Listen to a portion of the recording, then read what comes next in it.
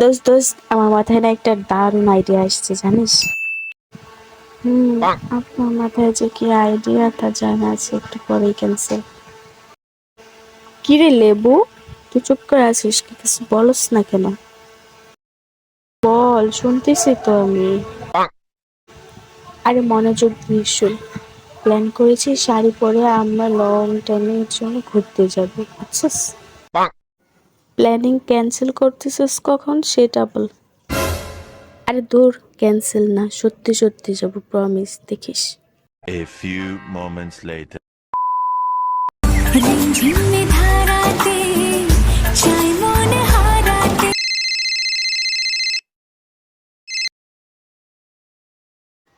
হ্যাঁ সাদিয়া, বল। বান্ধবী, আমার না মনে হয় যাওয়া হবে না রে। টাকা ম্যানেজ